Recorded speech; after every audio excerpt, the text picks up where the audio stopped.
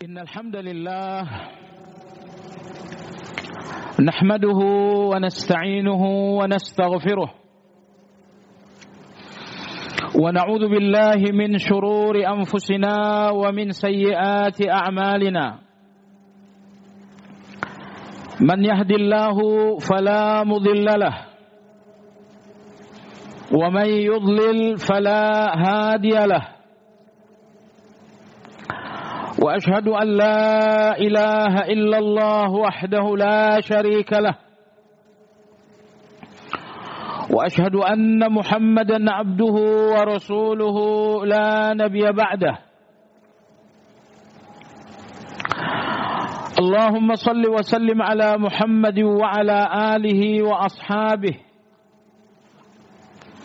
ومن اتبعهم بإحسان إلى يوم الدين. يا أيها الذين آمنوا اتقوا الله حق تقاته ولا تموتن إلا وأنتم مسلمون.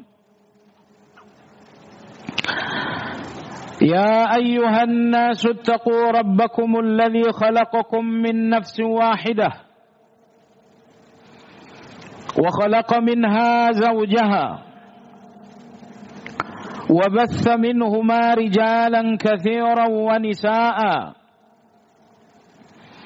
واتقوا الله الذي تساءلون به والأرحام إن الله كان عليكم رقيبا. يا أيها الذين آمنوا اتقوا الله وقولوا قولا سديدا يصلح لكم أعمالكم ويغفر لكم ذنوبكم ومن يطع الله ورسوله فقد فاز فوزا عظيما. أما بعد فإن أصدق الحديث كتاب الله وخير الهدي هدي محمد صلى الله عليه وسلم وشر الأمور محدثاتها فإن كل محدثة بدعة وكل بدعة ضلالة وكل ضلالة في النار. Kaum muslimin jamaah salat Jumat rahimakumullah. Satu-satunya yang akan menjadi manfaat bagi seseorang di akhirat adalah qalbun salim.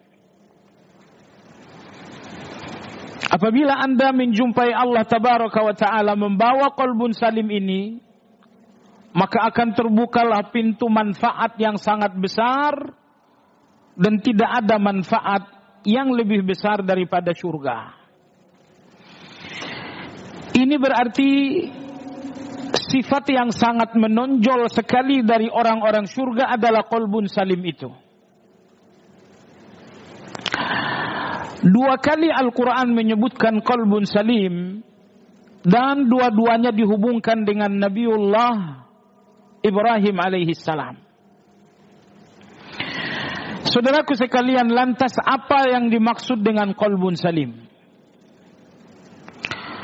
Secara sederhana, qalbun salim adalah hati yang bersih. Salim, hati yang selamat dari segala berbagai penyakit-penyakit. Lalu qalbun salim ini memiliki dua kategori.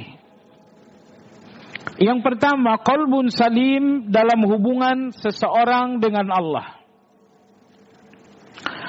Yang kedua adalah qalbun salim dalam hubungan seseorang dengan sesama manusia.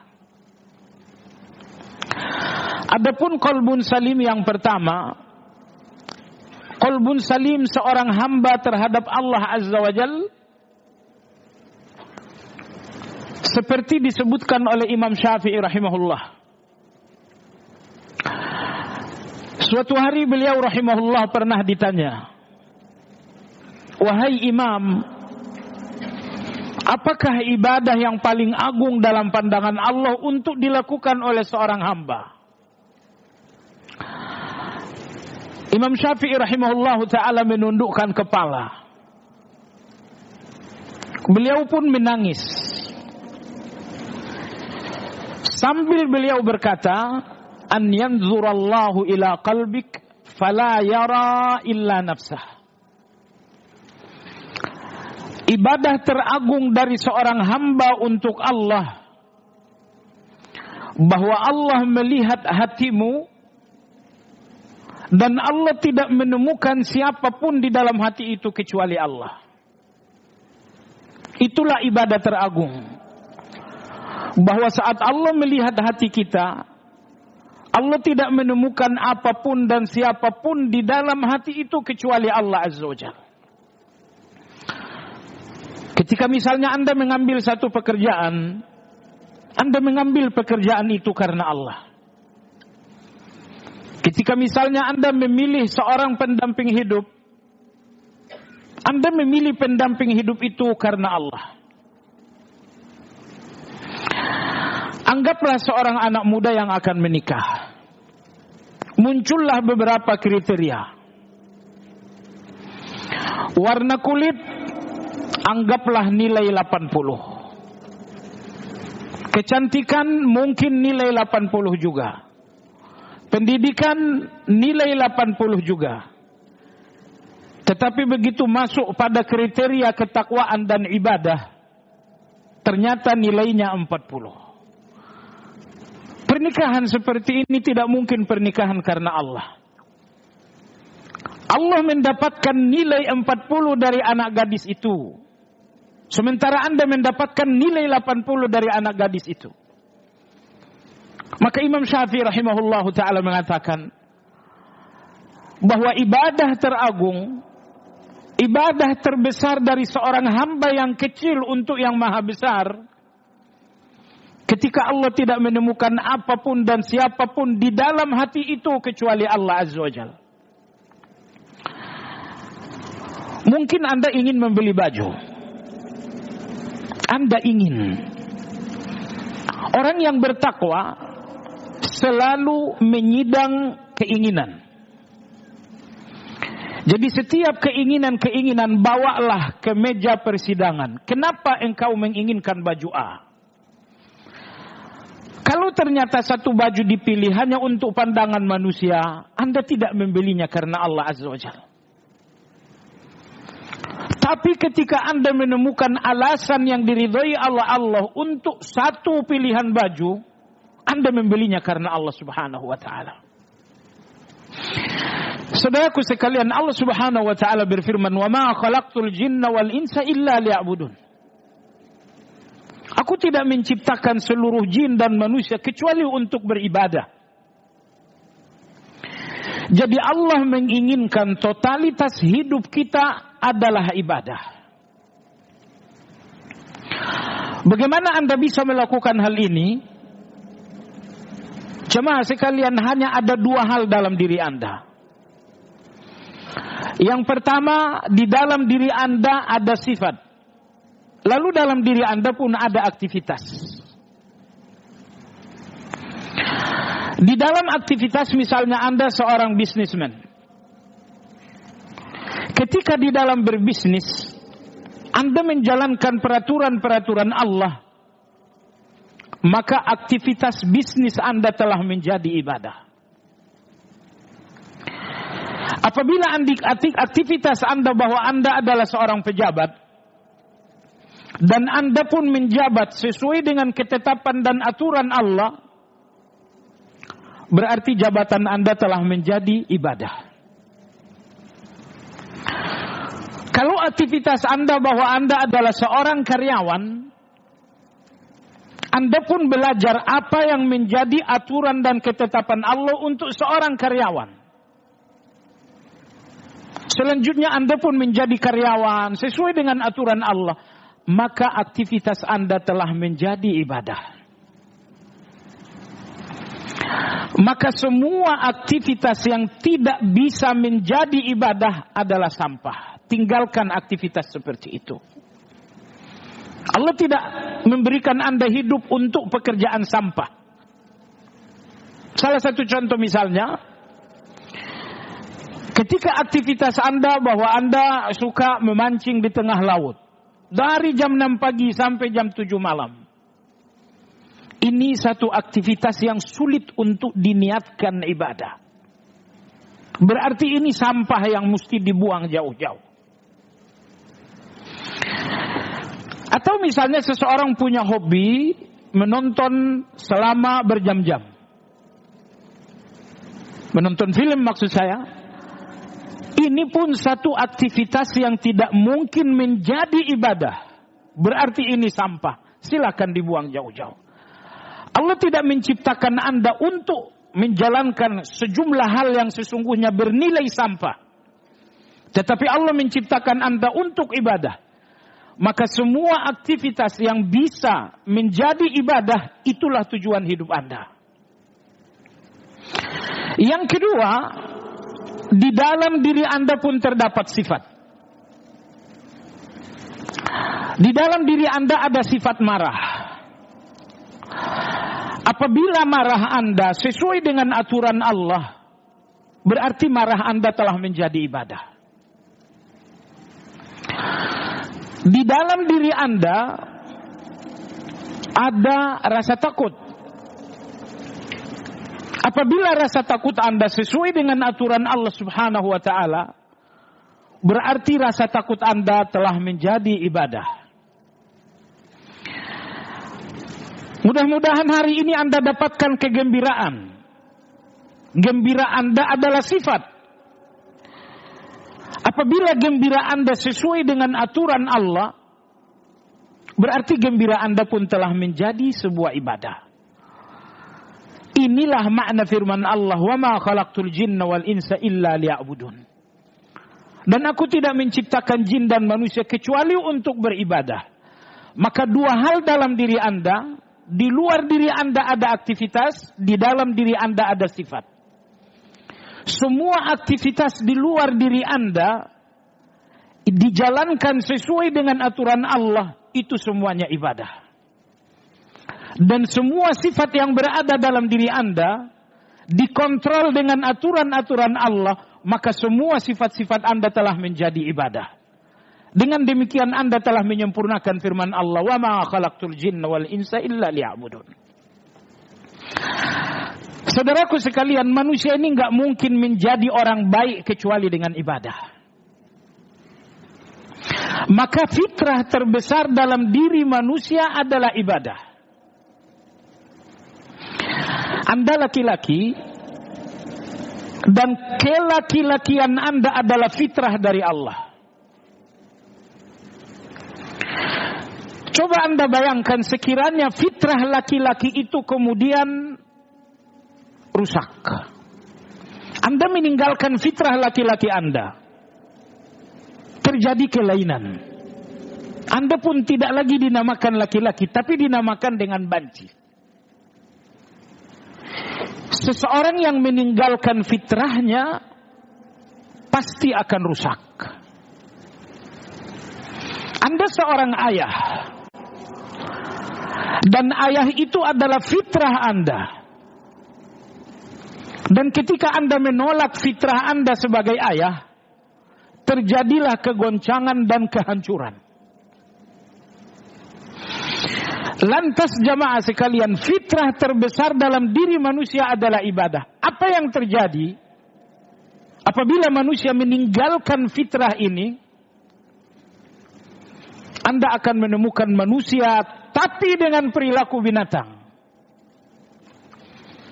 Anda menemukan seorang manusia berhadapan dengan emosi lalu kemudian membunuh dan bermusuhan. Tidak ada lagi maaf.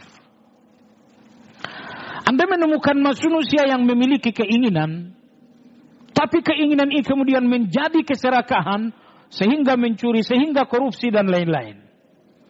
Kejahatan ini sangat banyak, namun fakta di balik semua kejahatan cuma satu. Ibadah yang rusak. Kenapa wanita ini jadi pelacur? Ibadahnya rusak. Kenapa pejabat ini jadi korupsi? Ibadahnya rusak. Jadi di balik semua kejahatan itu hanya ada satu fakta, yaitu ibadah yang rusak. Jadi apabila manusia meninggalkan fitrah ibadah, manusia akan menjadi manusia yang rusak. Manusia ini akan berbahaya untuk orang lain dan berbahaya juga untuk dirinya. Baiklah jamaah sekalian yang saya hormati. Jadi qalbun salim terbesar seorang hamba untuk Allah ketika seorang hamba ini mampu mengelola totalitas hidupnya menjadi ibadah. Di luar diri Anda ada aktivitas, kelola agar semua aktivitas ini menjadi ibadah. Di dalam diri Anda ada sejumlah karakter dan sifat, kelola agar semua sifat Anda menjadi ibadah. Dan apabila itu telah bisa Anda sempurnakan, berarti Anda telah menegakkan wa ma khalaqtul jinna wal ins, dan itulah puncak dari qalbun salim seorang hamba kepada Allah Azza wa Jalla. Barakallahu li wa lakum fil Qur'anil azim wa nafa'ani wa iyyakum bima fihi minal ayati wadh-dhikril hakim wa taqabbala minni wa minkum tilawatahu innahu huwas samiul alim. Alhamdulillah hamdan katsiran tayyiban mubarakan fihi kama yuhibbu rabbuna wa yarda. Wa ashhadu an la ilaha illallah wahdahu la syarika lah. Wa ashhadu anna Muhammadan abduhu wa rasuluhu la nabiyya ba'dah. Allahumma salli wa sallim ala Muhammad wa ala alihi wa sahbihi ajma'in. Ya ayyuhalladzina amanu ittaqullaha wal tanzur nafsum ma qaddamat lighad. Wattaqullaha innallaha khabirum bima ta'malun. Adapun qalbun salim Anda kepada manusia, puncaknya ada di dalam satu kata, yaitu maaf. Maafkan orang lain. Anda tidak pernah terluka dengan kesalahan orang lain sepanjang Anda berusaha memaafkan. Artinya Anda hanya terluka oleh kejahatan orang lain karena dua hal. Pertama, karena Anda tidak cepat memaafkan.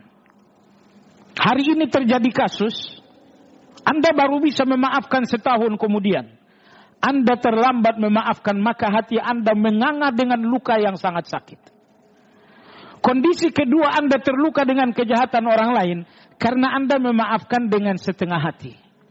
Maaf setengah hati itu tidak bisa menghapuskan dosa dan kesalahan orang lain. Jadi jangan sampai kesalahan yang besar Anda maafkan dengan maaf yang kecil. Jangan sampai kezaliman yang dalam Anda maafkan dengan maaf yang dangkal. Berikan maaf yang lebih besar dari kesalahan orang agar kesalahan ini sama sekali tidak tersisa.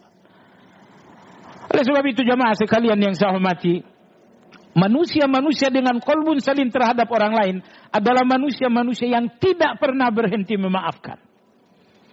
Dan Anda jangan berpikir maaf Anda adalah keuntungan bagi orang lain. Tidak.